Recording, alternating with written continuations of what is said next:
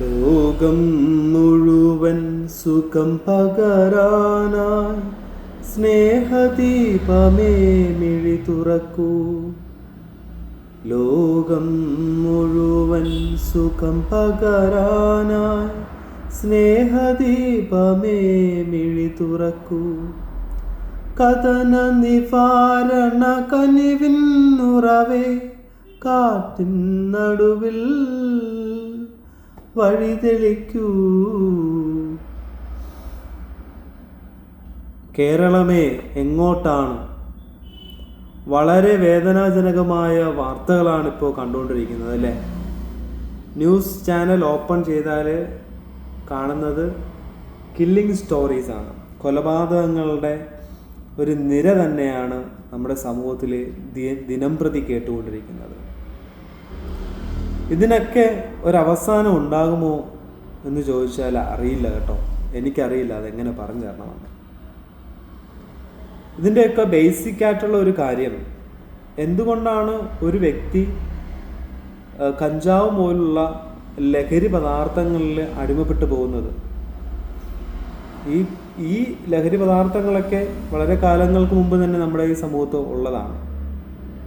എന്നാൽ ഈ ഇടയിൽ ഈ 21st സെഞ്ച്വറിയിൽ ഇത്രത്തോളം ഇത് ഒരു വ്യക്തിയെ കാർന്ന് തിന്നുന്നുവെങ്കിൽ അത് വ്യക്തമായി നമുക്ക് പറയാം, ആ വ്യക്തിക്ക് ഇതിൽ ലഹരിക്കോ അടിമപ്പെട്ട ഒരു വ്യക്തിക്ക് തൻ്റെ വീട്ടിൽ നിന്ന് കിട്ടേണ്ട നല്ല സാഹചര്യങ്ങളൊന്നും കിട്ടിയിട്ടില്ല എന്നുള്ളതാണ്. ഒന്നാമതായിട്ട് നമ്മൾ മനസ്സിലാക്കേണ്ടത് നല്ല പാരൻറ്റിങ് എന്താണെന്ന് പഠിക്കണം കേട്ടോ. ഈ ഞാനുൾപ്പെടെ പാരൻറ്റിങ് എന്താണെന്ന് പഠിക്കേണ്ടത് വളരെ അത്യാവശ്യമായിട്ടുള്ള ഒരു കാര്യമാണ്. 99% മക്കൾ വഴിതെറ്റി പോകുന്നതിൻ്റെ കാരണം നല്ല പാരൻറ്റിങ് ഇല്ലാത്തതുകൊണ്ടാണ്. മാതാപിതാക്കൾക്ക് മക്കളെ എങ്ങനെ വളർത്തണമെന്ന് അറിയില്ല. That is the main reason here. അപ്പോൾ പാരൻറ്റിങ് പഠിക്കുക നല്ലതായിട്ട്. ഇന്നിപ്പോൾ സ്കൂളുകളിൽ കുട്ടികൾ പോയി പഠിക്കുന്നത് പോലെ തന്നെ മാതാപിതാക്കളും പഠിക്കേണ്ടത് വളരെ ആവശ്യമാണ്. എങ്ങനെ തൻ്റെ മക്കളെ വളർത്തണം. നമ്മൾ പണ്ട് മുതലേ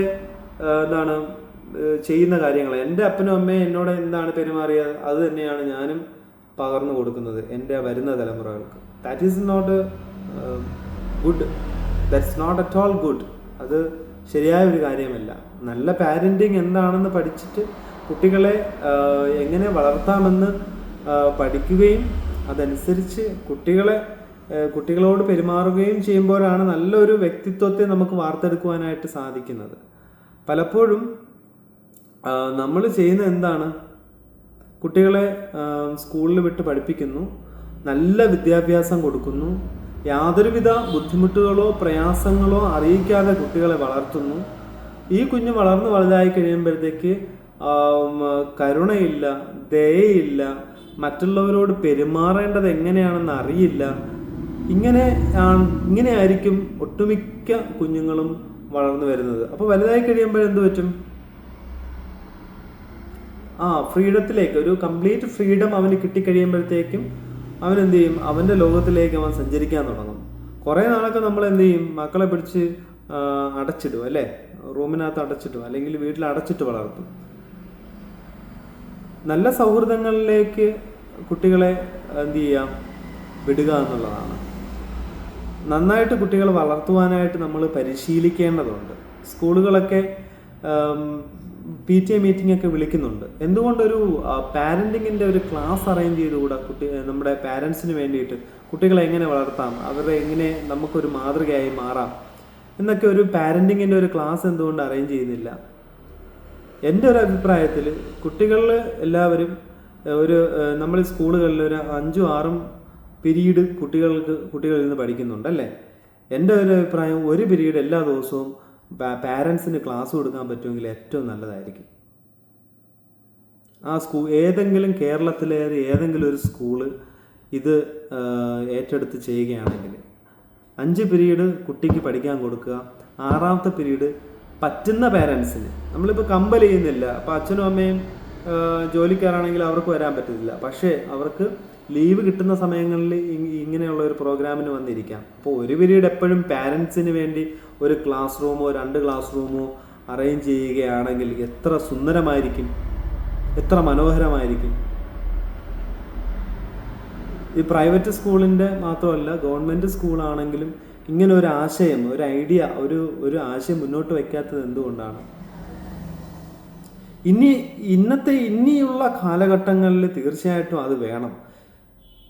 കുട്ടികളെ വിദ്യാഭ്യാസം കൊടുക്കുന്നത് പോലെ തന്നെ മാതാപിതാക്കൾക്കും കുട്ടികളെ വളർത്തേണ്ടത് എങ്ങനെയാണെന്നുള്ളൊരു വിദ്യാഭ്യാസം നമ്മുടെ കേരളത്തിൽ വളരെ കുറവാണ്. ഇന്നിപ്പോൾ ഒട്ടുമിക്ക നമുക്ക് യൂട്യൂബിലൊക്കെ മോട്ടിവേഷൻ സ്പീക്കേഴ്സ് ഉണ്ട്. അവരൊക്കെ കുറേ പാരൻറ്റിങ്ങിനെ കുറിച്ചൊക്കെ പറയുന്ന ഒത്തിരി മോട്ടിവേഷൻ സ്പീക്കേഴ്സ് ഉണ്ട്. അതൊന്നും എത്തുന്നില്ല.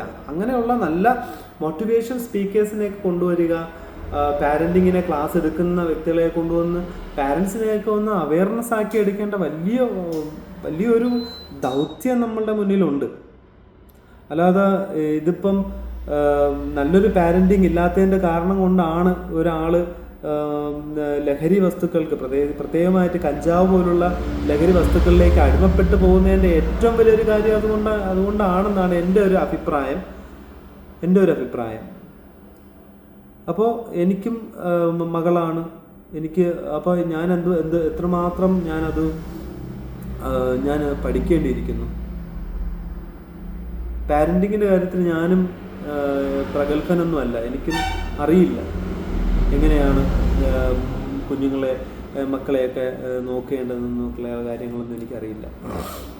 എങ്കിലും നമ്മൾ കിട്ടിയ കുറേ മൂല്യങ്ങളുണ്ടല്ലോ, നമുക്ക് കിട്ടിയ കുറേ നല്ല കാര്യങ്ങളുണ്ട്. അത് നമ്മൾ ഇംപ്ലിമെൻറ്റ് ചെയ്യാനായിട്ട് കുഞ്ഞുങ്ങളിലേക്ക് നമ്മളിത് ട്രൈ ചെയ്യുന്നു. സോ ഇന്ന് മുതൽ ഞാനൊരു തീരുമാനം എടുക്കുകയാണ്. ഞാൻ എന്തായാലും പാരൻറ്റിങ്ങിനെ കുറിച്ച് പഠിക്കുവാനും ഒരു ഡിഫറെൻ്റായിട്ട് കുഞ്ഞുങ്ങളോടൊപ്പം ആയിരിക്കുവാനായിട്ട് ഞാനും ഇന്നു മുതൽ തയ്യാറെടുക്കുകയാണ് എൻ്റെ സുഹൃത്തുക്കളെ. ഇങ്ങനെയൊക്കെ പറയുമ്പോഴത്തേക്ക് ഒത്തിരി വിഷമമുണ്ട്. കാരണം ഒരുപാട് വാർത്തകൾ ഇങ്ങനെ കേട്ട് ആകെ മനസ്സ് അസ്വസ്ഥമായിരിക്കുകയാണ്. ഒരു മകൻ തൻ്റെ അമ്മയെ കൊല്ലുന്നു എന്നൊക്കെ പറയുമ്പോൾ ഈ സമൂഹത്തിൻ്റെ പോക്ക് എങ്ങോട്ടാണ് അല്ലേ? വളരെ ഗൗരവത്തോടെ എടുക്കേണ്ട ഒരു കാര്യമാണ്, ഗൗരവത്തോടെ ചിന്തിക്കേണ്ട ഒരു കാര്യമാണ്. ലോകത്ത് കുറേ മനുഷ്യരൊക്കെ പണം ഉണ്ടാക്കാൻ വേണ്ടിയിട്ട് ഇങ്ങനെ ഓടി നടക്കുക, പൈസ ഉണ്ടാക്കാൻ വേണ്ടി ഓടി നടക്കുക. പൈസയിലൊക്കെ കാര്യമില്ലെന്നല്ല, കാര്യമുണ്ട്. പൈസ ഉണ്ടെങ്കിലേ നമുക്കെല്ലാം ചെയ്യാൻ പറ്റുള്ളൂ. പണത്തിൻ്റെ പിറകെ പാഞ്ഞു നടക്കുന്ന ഒരു സമൂഹം, ഇതിപ്പോൾ ഒരു ഇൻസ്റ്റിറ്റ്യൂഷൻ ആണെങ്കിലും ഒരു വ്യക്തിയാണെങ്കിലും ഇനി ഒരു പ്രസ്ഥാനമാണെങ്കിലും ഇതൊക്കെ ബേസ്ഡ് ഓൺ മണിയിലാണ് ഇതെല്ലാം നിൽക്കുന്നത്. മണി ആവശ്യമാണ്. എന്നാൽ നമുക്ക് മോറൽ ടീച്ചിങ്സ് നമുക്ക് വേണം. ബേസിക് മോറൽ ടീച്ചിങ്സ് മതി. ഒരു തീവ്രമായിട്ടുള്ള ഒരു മോറൽ ടീച്ചിങ്ങിലൂടെ ഓരോ വ്യക്തിയെ നന്നാക്കാൻ പറ്റുമെന്ന് പറഞ്ഞാൽ I don't think so. It is not possible. ഒരു നല്ലൊരു വ്യക്തിയാകുവാനായിട്ടുള്ള ഒരു മോറൽ ടീച്ചിങ്സ് നമുക്ക് നമ്മുടെ മക്കൾക്ക് കൊടുക്കാം. മതപരമായിട്ട് ഇപ്പം ഉണ്ട്. എല്ലാ മതങ്ങളിലും തങ്ങളുടേതായിട്ടുള്ള മോറൽ ടീച്ചിങ്സ് ഉണ്ട്.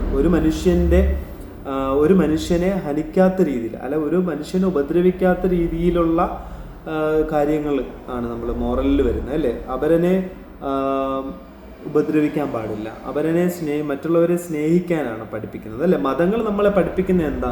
മറ്റുള്ളവരെ സ്നേഹിക്കാനും മറ്റുള്ളവരുടെ വസ്തുക്കൾ മോഷ്ടിക്കാതെ, മറ്റുള്ളവരെ ഉപദ്രവിക്കാതെ, മറ്റുള്ളവർക്ക് യാതൊരു വിധത്തിലുള്ള ശല്യവും നമ്മളെ കൊണ്ടുണ്ടാകാതെ ജീവിക്കാൻ വേണ്ടിയിട്ടാണ് ഈ മോറൽ ടീച്ചിങ്സിലൂടെ ഉദ്ദേശിക്കുന്നത്. പക്ഷെ ഇവിടെ ഒരുത്തനെ എങ്ങനെ നശിപ്പിക്കാം, അവനെ എങ്ങനെ വലിച്ച് താഴെ ഇടാം എന്നുള്ള ചിന്തകളോടുകൂടിയാണ് ഈ ലോകത്തിലെ മനുഷ്യരുടെ പോക്ക്. അപ്പം ദേവാലയങ്ങളിൽ പോയി കൈകൂപ്പി നിന്ന് പ്രാർത്ഥിച്ചിട്ട് ഇറങ്ങി വെളിയിൽ നിന്നിട്ട് അവനെ എങ്ങനെ തള്ളി താഴെ ഇടാമെന്ന് ചിന്തിക്കുന്ന ഒരു സമൂഹത്തിലാണ് നമ്മൾ ജീവിക്കുന്നത്.